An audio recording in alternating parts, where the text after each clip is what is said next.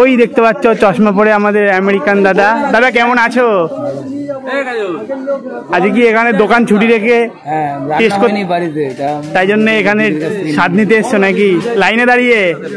বাহ, কত মানুষ লাইনে দাঁড়িয়ে খায়। সেটাই তো, তুমি তাহলে সেই ফ্লেভারটা দিয়ে নিতে এসছো। আমি যদি এখন সামনে যাই হয়তো জ্যোতিদি আমাকে আগে দিয়ে দেবে, হ্যাঁ এতে জ্যোতিদি একটু টেস্টার ফিল করবে। সেটাই সেটাই, তারাও হ্যাঁ ঠিক বিজনেসের পক্ষে ক্ষতিকর। হ্যাঁ, আর দাদা নিজে একজন বিজনেসম্যান হয়ে এটা ভালোভাবেই জানে, তাই জন্য দাঁড়িয়ে আছে।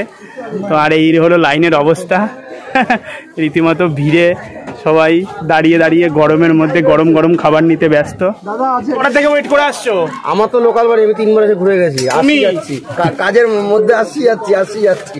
দিদি তখন থেকে দেখি পার্সেলি হয়ে যাচ্ছে কেন, কারণ বসে খাওয়ার অপশনটা কি? বসে এখানের মধ্যে তো আছে, এই যে ব্যবসা করছে এটা খোলা হয়ে গেছে সব। তো এখন সেই ব্যবস্থাটা এখন নেই, কারণ অনেক ভিড় হয়ে গেছে। সেটাই একদম ঠিকঠাক হয়ে গেছে, সবাই এবার বসে খেতে পারবে নতুন দোকানে। তাই জন্য নতুন দোকান খোলা হচ্ছে। বেশি না 5-6 মিটার কবে ফ্রাইডে 11 তারিখ ফ্রাইডে 16 আছে। টাকা নিতে চাইছে না দিদি নাকি? না নেবে না কেন দিদি, এক সেটাই তো। দিদি তোমার কত? আমি জানি না। 65 টাকা করে তো?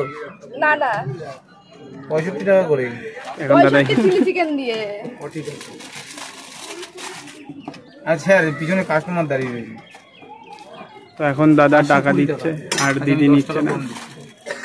আচ্ছা হয়ে গেছে, হয়ে গেছে না, আমি আর নেবো না, আমি ক্যাশ ব্যাক করব না। ওই আসলাম দিদি। হ্যাঁ হ্যাঁ হ্যাঁ, না কথা বলতে পারলাম না। না ঠিক আছে, আমি পরে যাবো। কই দাদা কোথায় যাতে? কম্বোটা কত হচ্ছে দাদা?